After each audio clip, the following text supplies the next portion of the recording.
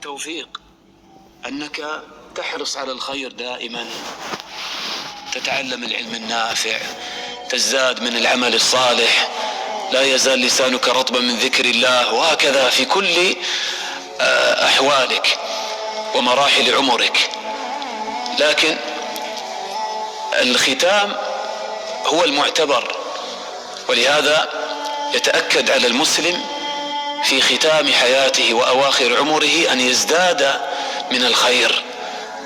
ولهذا تأمل كيف قال الله تعالى: ووصينا الإنسان بوالديه إحسانا حملته أمه كرها ووضعته كرها وحمله وفصاله 30 شهرا حتى إذا بلغ أشده وبلغ 40 سنة قال رب أوزعني أن أشكر نعمتك التي أنعمت علي وعلى والدي وأن أعمل صالحا ترضاه وأصلح لي في ذريتي إني تبت إليك وإني من المسلمين.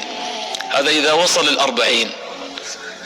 اليوم الواحد منا إذا وصل 40 كأنه لا يزال في بداية عمره شابا، ولا يفكر في الموت ولا يفكر في الآخرة، إلا إذا شاب وبلغ 70 أو 80 بعد ذلك يفكر.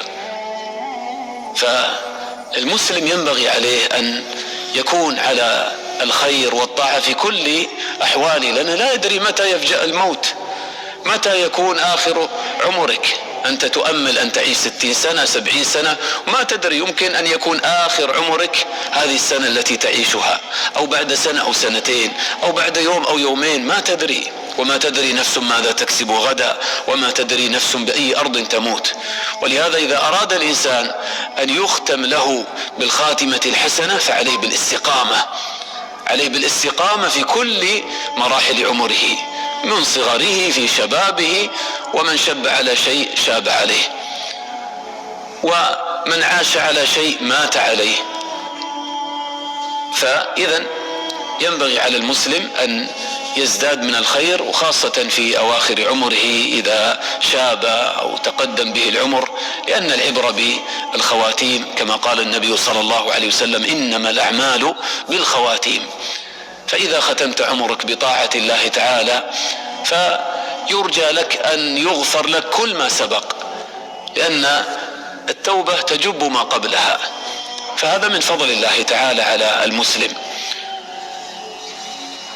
ولهذا قال النبي صلى الله عليه وسلم: من كان آخر كلامه من الدنيا لا إله إلا الله دخل الجنة. قال الإمام النووي رحمه الله تعالى: قال الله تعالى: أولم نعمركم ما يتذكر فيه من تذكر. يعني أولم نعمركم ما يتذكر فيه من تذكر، يعني أولم نعمركم عمرا يتذكر فيه من تذكر، تستطيع أن تتذكر فيه وأن تتوب فيه إلى الله. ثم علاوة على هذا قال: وجاءكم النذير. قال النووي قال ابن عباس والمحققون معناه: أولم نعمركم 60 سنة، يعني هذا عمر طويل يتذكر به الإنسان، ويمكن أن يستدرك وأن يراجع نفسه وأن يتوب إلى ربه وأن يزداد من الخير. قال: ويؤيده الحديث الذي سنذكره إن شاء الله تعالى.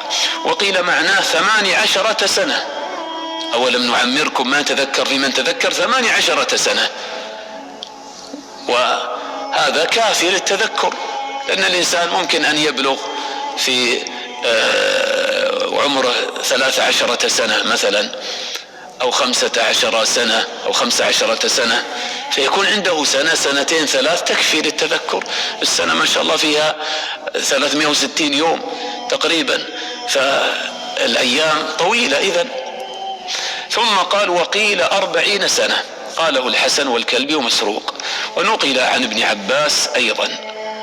ونقلوا أن أهل المدينة كانوا إذا بلغ أحدهم 40 سنة تفرغ للعبادة.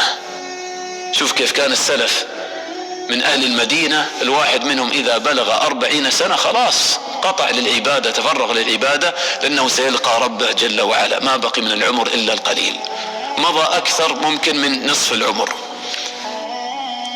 نسأل الله تعالى أن يوقظنا من غفلتنا. وقيل هو البلوغ، وفي الحقيقة هذا يصدق على أي عمر وأي زمن يستطيع فيه الإنسان أن يتذكر، ولو كانت أيام معدودة. أولم نعمركم ما يتذكر فيه من تذكر. يعني حتى لو بلغ وعاش أياما فيصدق عليه هذا الأمر، أنه الله تعالى أمد له في عمر، حتى لو أمد لك شهورا أو سنوات. فلا بد أن يعرف الإنسان أنه إذا بلغ فهو محاسب على كل شيء.